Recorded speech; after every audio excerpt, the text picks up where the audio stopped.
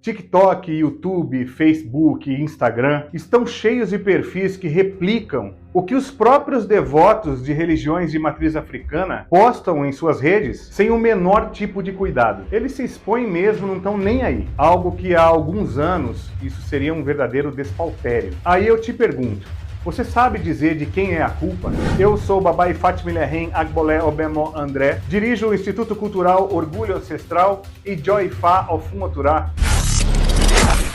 2023 é o ano da marmotagem. Ouvi isso esses dias de um amigo próximo. E não é que é verdade mesmo? Nunca se viu tanto absurdo relacionado às religiões de matriz africana como estamos vendo atualmente através das plataformas digitais. As religiões afro-brasileiras se tornaram reféns da incorporação. E eu vou te contar os motivos disso. A palavra mediunidade, introduzida nas religiões afro-brasileiras pela influência do espiritismo kardecista, tomou para si o papel central e desviou totalmente o foco do culto às divindades e à própria espiritualidade. E isso levou a uma exaltação das personalidades incorporadas e o fortalecimento negativo do ego das pessoas, ao invés de promover a conexão genuína com as forças espirituais mais amplas. A autenticidade das práticas religiosas também é colocada em questão por pessoas com um senso crítico mais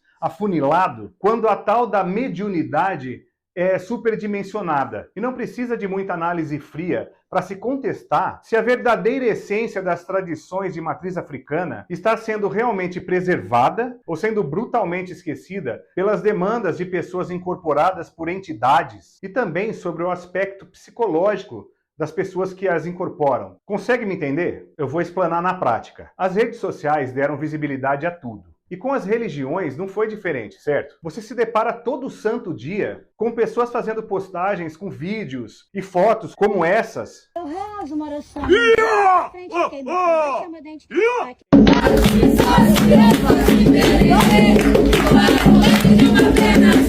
Enfim, um disparate totalmente sem controle já. Antigamente, eram raras as pessoas que tinham o transe de entidades, haja visto que era algo criminalizado. E hoje, que não há mais problema com a justiça, todo mundo tem um guia, uma entidade, um orixá, um exu, uma pombogira, todo mundo. Hoje virou modinha ser da macumba. E, sinceramente, isso não é nada positivo. As pessoas não entendem que o culto de orixá não está na manifestação.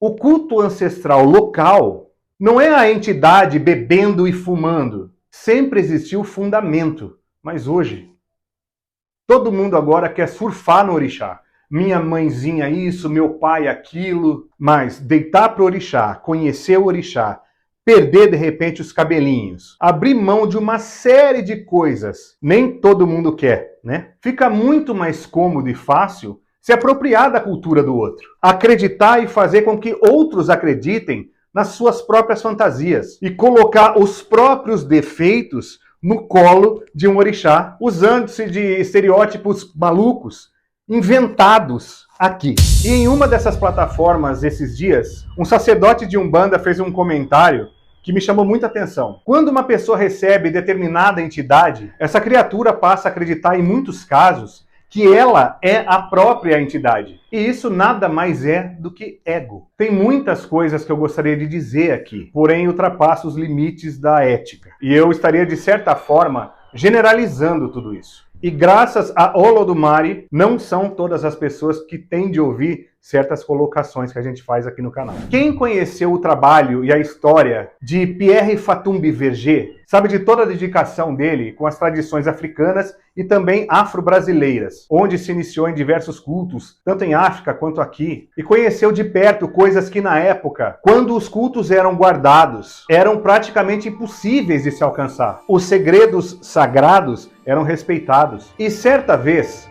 Verger disse que nem tudo que se via era realmente sagrado e que muita coisa fazia parte de uma espécie de folclore. Reflita em como isso vem crescendo nos últimos anos. Sim, Me refiro à associação do que é feito com folclore. A exposição do sagrado virou uma forma de profissão. E grande parte das pessoas que expõem o sagrado, na verdade, não trata aquilo como sagrado, pois se tivesse um profundo conhecimento das práticas, jamais faria. Vou falar por mim, por mais que eu tente respeitar o ori de uma pessoa que tem determinados tipos de atitudes, usando do nome das divindades que eu cultuo, se torna muito difícil conseguir. Eu não sou perfeito e nem tentaria ser, pois eu não teria êxito. Então eu te pergunto, onde que a gente vai parar? Muito se fala sobre a união dos povos de axé. Eu, inclusive, já defendi muito essa história, esse pensamento de nos unir, mas cheguei há pouco tempo à conclusão de que não dá. Eu jamais vou me unir a alguém que pratica o axé dessa forma. Eu me recuso a tentar querer passar por cima dos valores que eu acredito. Eu jamais me sentarei à mesma mesa de alguém que engana em nome da fé. Falam muito dos neopentecostais radicais, porém enganam da mesma forma. O que está levando as religiões afro-brasileiras para o buraco é essa banalização e obsessão pela tal da incorporação. O tanto de pessoas que me procuram para tirar dúvidas a esse respeito é muito maior do que os interessados em falar do culto de Ifá e do culto de Orixá. Se você ainda não se atentou a isso, repara numa coisa. Os temas abordados sobre religiosidade afro nas redes é 99% voltado às práticas de incorporação de espírito. Que eu bolei, que a minha moça adora não sei o que e come não sei o que lá, que minha entidade me pediu isso e aquilo. Fanatismo. Cadê a essência